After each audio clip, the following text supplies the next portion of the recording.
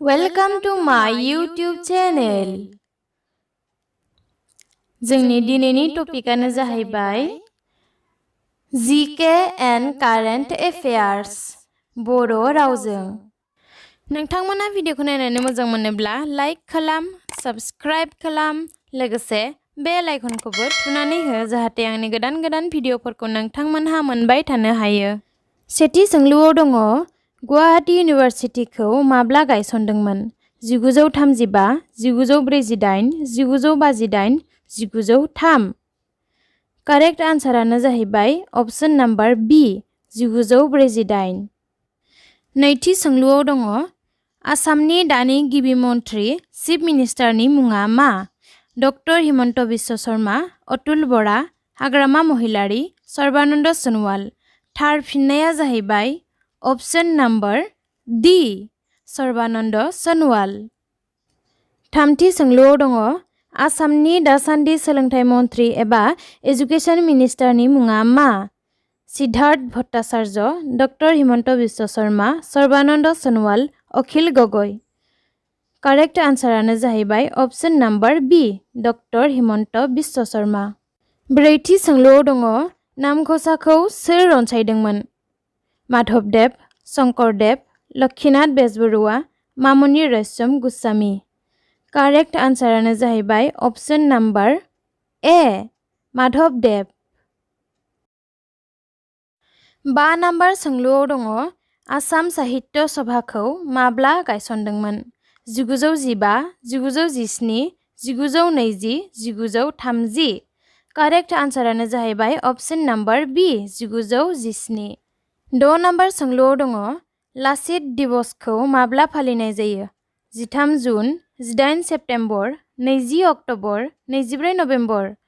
थार फिननाया जाहैबाय option number D 24 November. 7 number सोंलुआव दङ असम दिवसखौ माब्ला फालियो?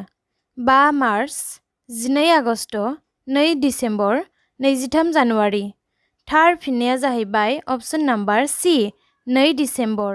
8 नाम्बार सोंलुआव दङ आसामनि बयनिख्रुइबो फिसासिन जिल्लानि मुङा मा? चिरां, खोला सालमारा मानकासार, कामरुप मेट्र', अदालगुरि। थार फिननायानो जाहैबाय अप्शन नाम्बार बी खोला सालमारा मानकासार। 9 नाम्बार सोंलुआव दङ आसामनि बयनिख्रुइबो देरसिन जिल्लानि मुङा मा? नगाव, शिबसागर, सनितपुर, कार्बि आंलं। थार फिननायानो जाहैबाय option number D Karbi Anglong. 10 number सोंलुआव दङ धलासदिया दालांखौ माबे दैमानि सायाव बानायनाय जादों?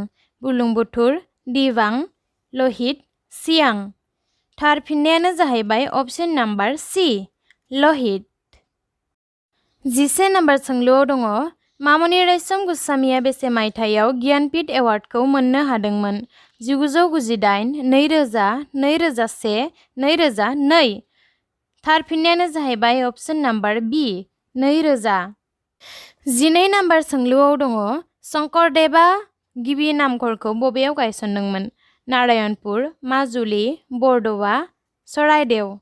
थार फिननायानो जाहैबाय अप्शन नाम्बार सी बरद'वा। 13 नाम्बार सोंलुआव दङ आसामनि मोनबेसे जिल्लाया बांलादेश हादरनि सिमाजों नांजाबनाय? 3, 4, 5, 6। थार फिननायानो जाहैबाय अप्शन नाम्बार बी 4। बेफोर मोनब्रै जिल्लाफ्रा जाबाय धुबुरी, खोला सालमारा मानकासार, काछार आरो करिमगन्ज। 14 नाम्बार सोंलुआव दङ यान्डाबु गोरोबथाया बर्मानि राजा आरो इस्ट इन्डिया कम्पानिनि गेजेराव माब्ला जानायमोन? 1857, 1900, 1826, 1942। कारेक्ट आन्सारानो जाहैबाय अप्शन नाम्बार सी 1826 आरो अक्ट'आ जाबाय 24 फेब्रुवारि। जोंनि जोबथारनाय सोंलुआनो जाहैबाय आसामनि गोजामसिन मुङा मामोन? असम, कामरुप, ब्राक-ज्यतिसपुर, तेजपुर। थार फिननायानो जाहैबाय अप्शन नाम्बार सी प्राक-ज्यतिसपुर। भिडिअखौ जोबजासे नायनायनि थाखाय थेंक्स फर वाचिं।